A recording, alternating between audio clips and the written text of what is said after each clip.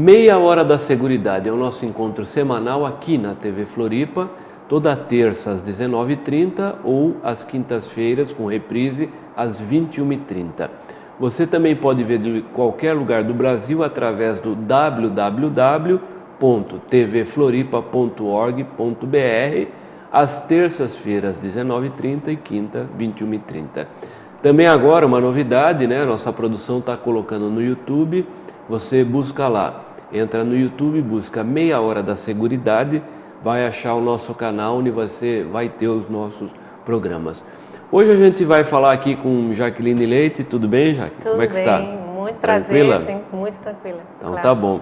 Sobre um tema que é bastante interessante, um tema que às vezes é até um mito, um tabu, que é o tráfico de pessoas. A gente, em geral, não tem muita ideia do que isso significa, né? Exato. Quando a gente fala de tráfico de pessoas, a gente já imagina aí alguém acorrentado, sendo sequestrado. Mas parece que no século XXI, esses criminosos que praticam esse tipo de coisa têm outra sutilidade, né? Tem uma série de outros modelos de como exercer o tráfico de pessoas e que, por sinal, é uma coisa que envergonha a humanidade, né? Nos envergonha a todos. Então eu pediria que você começasse dando um conceito geral para nós. O que é o tráfico de pessoas hoje, no século XXI? Bom, na realidade, o tráfico de pessoas ele foi se modificando um pouco ao largo dos anos, né? Ao longo dos séculos também. E hoje em dia se classifica tráfico de pessoas uma violação de direitos humanos, né? E uma exploração do trabalho, exploração da pessoa. No ano de 2000 foi feito um protocolo, uma convenção das Nações Unidas, onde existe um protocolo dentro de outros protocolos, que é o tráfico de pessoas, tráfico de armas e tráfico de drogas. E o tráfico de pessoas se consideram com 3 elementos fundamentais, né? Que é a ação, ou seja, o recrutamento, o alojamento, o transporte, né? É você tirar a pessoa do lugar onde ela está e convidá-la ou persuadi-la para ir para outro a fins de trabalho, ou de casamento, ou de outras questões. Tem também todo um envolvimento sentimental. Na verdade, o segundo elemento são os meios. Como que você faz para levar essa pessoa para outro espaço? Né? Pode ser para outra cidade, pode ser para outro estado, pode ser para outro país. Então, esses meios, através de fraude, de engano, de corrupção, são vários elementos que vão configurar o tráfico de pessoas ao longo da história.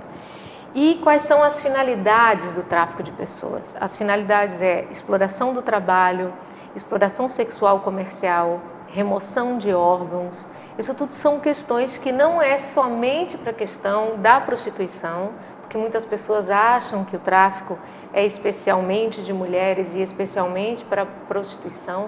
O tráfico se configura na violação de direitos e na exploração do trabalho. Quer dizer, que além dessa questão da prostituição, que é o que a maioria das pessoas tem na cabeça, que acha que é raptar mulheres para a prostituição, Exato. Né? Vai além disso. Vai além disso, porque muitas vezes as mulheres sabem que vão se prostituir, mas não sabem que condições de trabalho que vão estar. Vamos comparar, por exemplo, com o trabalhador rural, que é muitas vezes escravizado numa fazenda. Ele sabe que ele vai para uma fazenda e que ele vai colher cana, ou vai plantar cana, ou o que seja. Só que ele não sabe em que condições de vida que ele vai ter. Então ele deve, ele tem uma dívida grande com quem levou, ele dorme em condições insalubres. Então, isso é transportado para a questão do tráfico. Essas mulheres muitas vezes sabem que vão se prostituir, mas não sabem que condições de vida que elas vão estar. Então, geralmente elas chegam já com uma dívida da passagem, que isso é o primeiro gancho que vai prendê-la, né? Então ela já vai com essa dívida, ela não sabe que tem essa dívida, ela vive em condições insalubres, elas vivem muitas vezes muitas mulheres no mesmo espaço, elas não podem sair, elas não podem se comunicar com a família, são ameaçadas. Então isso é o que vai configurar o tráfico e não a atividade que ela exerce. O tráfico também pode ser para casamento servil. O que é isso? Muitas vezes, alguns homens fazem anúncios em jornal, na internet, que querem casar-se com mulheres brasileiras, levam essas mulheres e elas acabam sendo suas empregadas domésticas, às vezes cuidando de pessoas que estão doentes, porque é muito caro contratar alguém para ser uma enfermeira. Isso com promessa de casamento? Com promessas de casamento. Então, elas vão enganadas. Esse é o ato. Então, recruta... Quer dizer, o tráfico passa necessariamente pelo engano da pessoa. Exatamente. Passa pelo engano. Uma promessa que é falsa. Uma falsa promessa. Por exemplo, para as mulheres que vão ser prostitutas. Eles dizem que ela vai ganhar 5.000 euros. Na realidade, ela não ganha nem 500 quando chega. Então, isso pode se configurar como tráfico. Agora, tem uma questão aí básica, o começo do processo começa com o agenciador, né? Eu não sei como é que se chama. Exato. E como é que é isso? Como é que é? Porque eu imagino que ninguém chega lá e diz, vem cá, eu vou te enganar, tal. Como é que é esse canto da sereia que esse tipo de criminoso faz com as pessoas? Pode existir o tráfico sem o contrabando e pode existir o contrabando sem o tráfico. Como pode existir contrabando e tráfico no mesmo caso. Há uma diferença entre contrabando e tráfico. Contrabando e tráfico, exatamente. Seria isso. O quê? O contrabando é você está fazendo um delito contra o estado onde você vai estar. Então, o estado é o país, né? Então, o contrabando só pode ser transnacional, não existe contrabando dentro do próprio país. O tráfico, sim, pode ter tráfico interno. Né? Então, o contrabando é você pagar para alguém, para essa pessoa fazer papéis ou fazer documentação que você possa entrar no outro país, certo? Como a gente conhece os coiotes que passam os mexicanos para os Estados Unidos, mas agora também está havendo a chegada de muitos haitianos no Brasil e muitos deles pagam pela documentação no Peru ou em algum país de fronteira com o Brasil, para poder entrar dentro do Brasil. E com a atuação de coiotes também. Com a atuação de coiotes, que são os que efetuam o contrabando. Explica para o pessoal o que é o coiote, né? O coiote é essa pessoa que vai organizar os papéis, que muitas vezes são falsos. Ele vai ganhar um dinheiro, né? Ele vai ganhar uma quantia de $2.000, $3.000, muitas vezes, para organizar a papelada, os papéis, para ele poder entrar dentro do Brasil e ter a permissão de morar aqui. Muitas vezes esses papéis são falsos. Então, quando chega no Brasil, achando que já vai ter uma permissão, ele se depara muitas vezes com a polícia que diz, não, esses seus papéis não valem aqui. Então, ele é enganado pelos coiotes, que se chama coiotes, que são os contrabandistas, que fazem com que você ultrapasse a fronteira brasileira. Depois de ultrapassar, acaba o contrabando. E a pessoa, quando ela fica livre, ela não é traficada. O momento que ela é passada com o coiote e depois ela é assediada ou recrutada por algum traficante e que a detém, e que ameaça a família, enfim, isso já é considerado tráfico. Tá, e faz cárcere privado. Cárcere privado, né? Você não pode sair daqui enquanto você não pagar a sua dívida. Se você sair ou falar com a polícia, a gente mata a sua família no seu país de origem. A dívida em geral é impagável? A dívida é impagável, eles detêm essa pessoa por 3, 4 anos, que é para eles terem o lucro, porque todo o objetivo do traficante é obter lucro em cima do seu trabalho. E isso sim que se caracteriza por exploração do trabalho. Né? Geralmente as pessoas se deslocam, vão para outros países ou vão para outros estados ou outras cidades em função de buscar um trabalho melhor, ter uma vida mais digna. Não é só de ganhar dinheiro. As pessoas dizem, vá para lá, não, mas para ter uma vida mais digna, para ter saúde, muitas vezes para mandar dinheiro para a família, para que a família possa viver melhor. Muitas mulheres que saem, 80% das mulheres, das pessoas traficadas no mundo, são mulheres, justamente porque elas se sentem responsáveis pelo mantenimento da família, dos filhos, da mãe, enfim. Então, esta saída, além de ser para ter uma vida mais digna, é de oferecer uma vida mais digna para quem ficou no lugar de origem. Quer dizer, em geral, inclusive, eles mandam dinheiro para cá. Sempre mandam dinheiro para a família, e o objetivo dessa viagem, geralmente, é para sanar algum problema que a família tem. E o objetivo é, vou trabalhar 3, 4 meses e aí retorno e compro um mercadinho para minha mãe, ou abra um negócio. Abra um negócio. É sempre com o objetivo de retornar para o Brasil e manter esta família e ter algum fundo, algum dinheiro, alguma coisa que possa manter a família inteira. Então, o objetivo é de sair e de manter essa família na volta. E interessante que você falou que o contrabando acaba quando ele entra no país. Quando ele entra no país, os coiotes acabam sumindo do panorama. Então, até o protocolo de Palermo existir, não era muito definido qual era o papel do coiote, qual é o papel do traficante. A coisa era muito confundida, um papel com o outro. Mas eles têm condições bem distintas, né? Mas muitas vezes atuam em conjunto, logicamente. Então, no momento que chega no país e fica livre, acabou o contrabando. Porém, essa pessoa, como está praticando um delito contra o país, contra o Estado que ela entrou, ela, na realidade, pode ser processada pelo Estado, porque ela está irregular. Mais ainda que ela fica refém do traficante aí. Exatamente. Porque na situação de ilegal, o que ela vai fazer? Exatamente. O caso de muitas mulheres, por exemplo, que falsificaram os seus documentos e que acabam entrando num país e sendo traficada por alguém, elas já tivemos casos de mulheres que entraram com processo contra o traficante e o traficante entrou com um processo contra ela, denunciando de que os papéis dela, que ele disse que não sabia, eram adulterados, eram falsos. Então, o país onde ela estava vivendo, que era na Europa, acaba entrando com processo contra ela e tirando ela do país. Então, ela não tinha o direito de permanecer durante o processo do tráfico, porque o tráfico é um delito contra a pessoa e o contrabando é um delito contra o Estado. Então são dois delitos,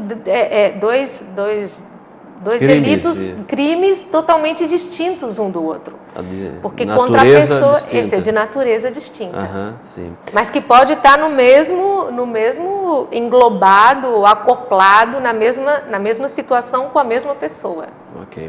Muito bem, nós estamos hoje aqui falando sobre tráfico mundial de pessoas, coisa que tem afetado o nosso país também, o Brasil, tem afetado brasileiros e brasileiras, e por isso a gente precisa conhecer um pouquinho mais. Jaqueline Leite, ela que é estudiosa do assunto, consultora, inclusive trabalha muito com uma ONG específica de tráfico de mulheres, está contando aqui um pouquinho para a gente da sua grande experiência. Nós vamos agora para um pequeno intervalo e já voltamos.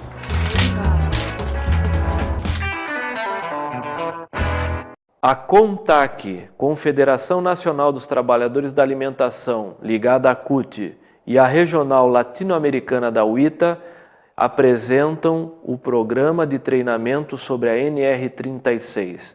Assinada pelo ministro Manuel Dias no dia 18 de abril de 2013 e publicada no Diário Oficial no dia 19 de abril de 2013, a NR tem 16 tópicos e um anexo. A CONTAC está propondo criar o Observatório Nacional de Acompanhamento da Implantação da NR. Para maiores informações, entre no nosso site www.contacbrasil.org ou da UITA, www.rel-uita.org. Também por e-mail, contacnr36@gmail.com. Participe, a luta é de todos nós.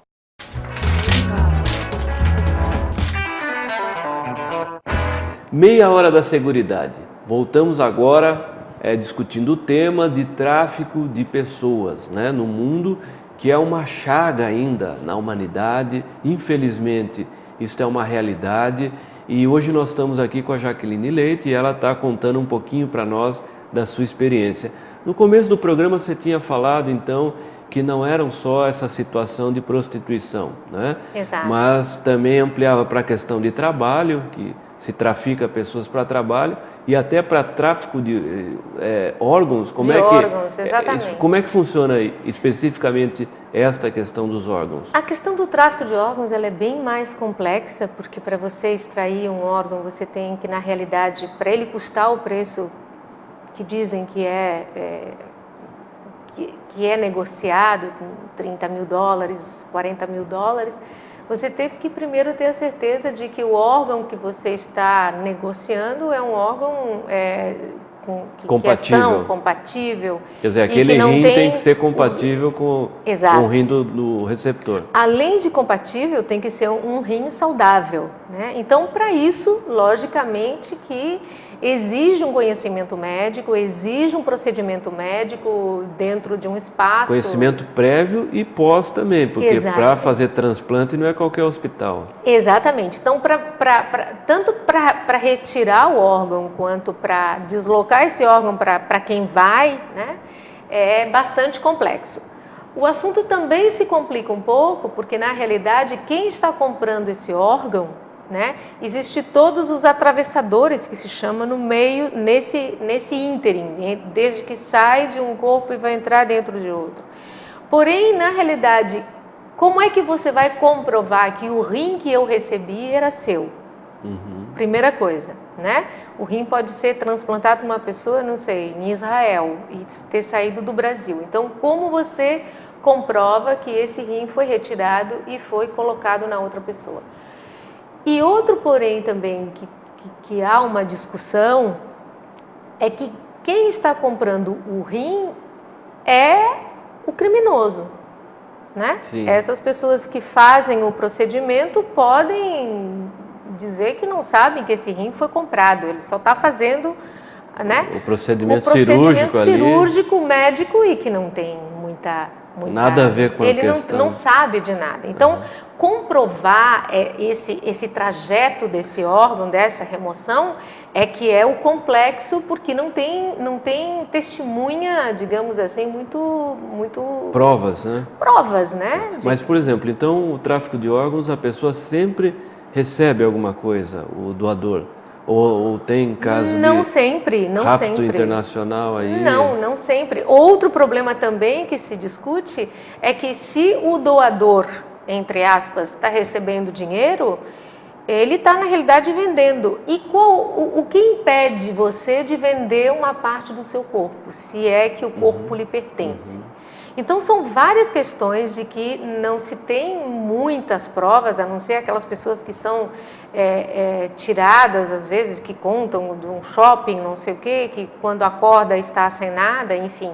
Mas aí como você comprova de que esse órgão foi retirado desse e colocado nesse? Então, as comprovações são complexas e também até que ponto que essa pessoa não vendeu por 10 mil, por 20 mil, uma parte com o seu consentimento. Que existem países como o Brasil que isso é proibido, né? Exato. Mas existem países que permitem esse tipo de comercialização, né? Exato. Infelizmente, né? Lastimadamente. Agora, uma coisa que a gente começou a falar, mas não terminou no início do programa, sobre o agenciador. Então, qual é a conversa que esse agenciador chega? Com que tipo de promessa ele ilude as pessoas? Geralmente, o agenciador ou a agenciadora, porque são muitas mulheres também envolvidas, depois de um tempo, os traficantes se deram conta de que as mulheres têm mais confiabilidade com outras mulheres, mas geralmente são pessoas conhecidas, não é alguém que vem do nada na comunidade e começa a chamar pessoas para o trabalho. Existe sim, mas geralmente essas que são nessa condição são conhecidas da família, né? Então convida, você vai ganhar mais, você vai ser mais feliz, lá você tem condição de crescer no seu trabalho e é oferecido geralmente um trabalho digno, um trabalho bom, um trabalho que a pessoa diz, não, em 4, 5 meses eu tenho a minha passagem, a minha vida, o que eu quero de dinheiro para retornar. Só que essas pessoas não se dão conta que a partir do momento que é essa agenciadora que compra a passagem dela, ela diz, não, com o seu trabalho você paga a sua passagem. Começa já a dívida e começam, logicamente, as ameaças e é o álibi que a pessoa tem. Então, geralmente é uma promessa de um bom trabalho e uma vida mais digna para a família, geralmente de mulheres. Mas não são só mulheres. Por exemplo, hoje em dia também se faz o recrutamento de rapazes jovens, tanto para trabalhar, às vezes, no trabalho de exploração sexual comercial, quanto de construção civil, para colher frutas, enfim, são várias as modalidades que realmente traficam, né? Nós tivemos casos já, atendemos casos já de jovens que foram levados para a construção civil. Na construção civil na Europa tiveram dentro de galpões durante quase 2 anos, sem poder ter comunicação com a família. O dinheiro que disseram que ele receberia, que seria, digamos, de 1.000 euros por mês, ele não recebia nem 100, nem 200, passa 3, 4 meses sem receber nada, come mal, são assediados sexualmente, muitas vezes pelo capataz, pela pessoa, pelo mestre de obras, enfim. Vivem vários rapazes dentro do mesmo estabelecimento de forma precária, não comem bem, não recebem dinheiro, da mesma forma um pouco como é o trabalho escravo dos que trabalham em fazendas. É bastante comum. Até um caso curioso dos transatlânticos, né? Como é que funciona isso? Exato. Nós temos percebido também que muitas pessoas estão sendo traficadas para trabalhar em transatlântico. O que configura esse tráfico dentro do transatlântico? Quando esses trabalhadores chegam, eles já têm que entregar os seus passaportes ao comandante ou ao capitão, enfim, a pessoa designada para pegar esses passaportes. Muitas vezes eles não podem descer nos portos onde esses transatlânticos param, não podem descer. Por exemplo, nós tivemos um caso que até foi trabalhado junto com a UITA, foi trabalhado junto com o Movimento de Direitos Humanos do Rio Grande do Sul, o caso de uma jovem que foi traficada dentro de um transatlântico. Era para ela trabalhar durante 4 dias por semana.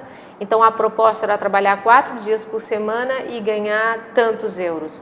Ela trabalhava 7 dias por semana, ela não tinha folga, ela não ganhava o dinheiro que disseram que ela receberia, ela não tinha o direito de descer nos portos onde o navio parava. E ela foi trancada dentro de uma cabine durante 2 semanas, só saía para trabalhar e retornava, então ela não tinha contato com o mundo exterior, digamos assim. E isso no Brasil foi? Não, isso foi fora do Brasil, foi no Mar Mediterrâneo, né? Então, na realidade, essa jovem estava em cárcere privado, porque um lugar muito difícil de você conseguir uma fuga é dentro de um navio, né? Quando o navio está andando, você não tem como sair. E se o navio para, você não pode sair, porque eles não permitem, trancam essa pessoa dentro do navio.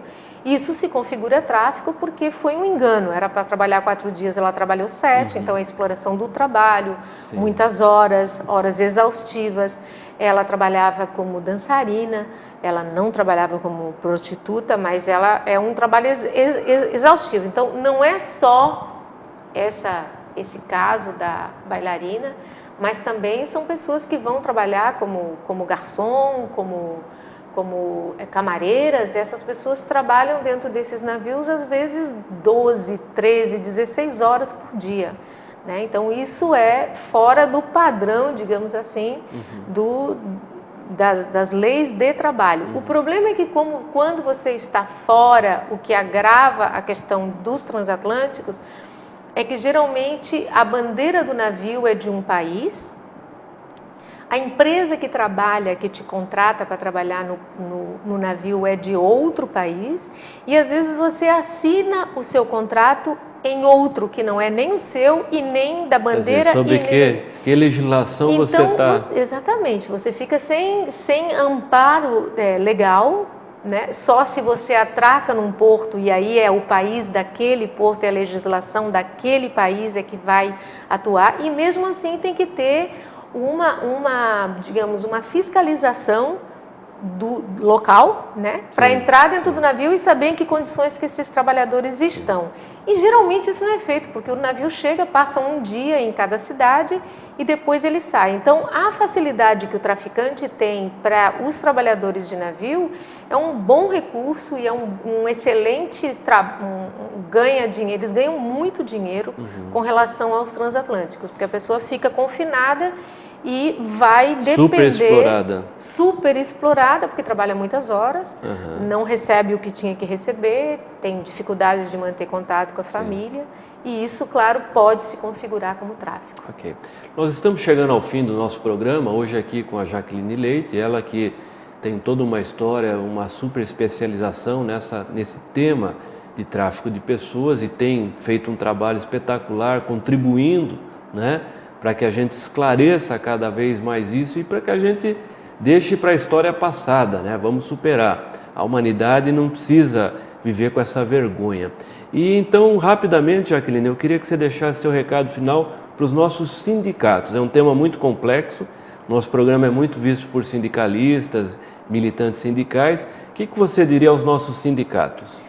Bom, se vamos falar de que essas pessoas estão saindo, na realidade, ou estão chegando no Brasil em busca de uma vida melhor e de um trabalho, isso tem muito a ver com toda a movimentação, ou toda a mobilização dos sindicatos em relação a questões trabalhistas, enfim, além de fazer uma prevenção com as próprias famílias dos sindicalistas, que muitas vezes pode ter um sobrinho, uma filha ou alguém que esteja querendo sair do país, que tem que se certificar antes de que realmente isso vai ser uma viagem ou uma estada segura. E outra questão é que os sindicalistas do mundo inteiro têm que se juntar, se unir, para que esse tipo de exploração de trabalho não seja mais permitido em nenhum espaço do mundo. E isso tem que ter a força, a união e a mobilização dos sindicatos para que esses direitos sejam cumpridos e que sejam realmente exercitados pelo cidadão. Ok. Nós agradecemos a sua presença, lembrando aí, inclusive, que aqueles dirigentes sindicais que quiserem levar o tema para o seu sindicato podem contatar, seja a Secretaria Regional da UITA, no Uruguai, o secretário regional Gerardo Iglesias, que tem feito um trabalho muito interessante com haitianos no Brasil, apoiado pela Intersindical finlandesa, pela Central Finlandesa, o Centro de Solidariedade da Finlândia, sindical, também o Ciderley de Oliveira da CONTAC. Nós sabemos que a Federação do Paraná da Alimentação pelo Hernani, o pessoal do Rio Grande do Sul também já levou esse tema. E se você quiser, contate a UITA ou a CONTAC e leve esse tema aí para a tua cidade também, porque, sem dúvida nenhuma, uma das ações fundamentais para que a gente supere um problema é conhecer o problema. Então vamos ampliar a difusão de informações sobre esse problema para que aí a gente possa entender melhor e superá-lo. Um grande abraço e até a próxima.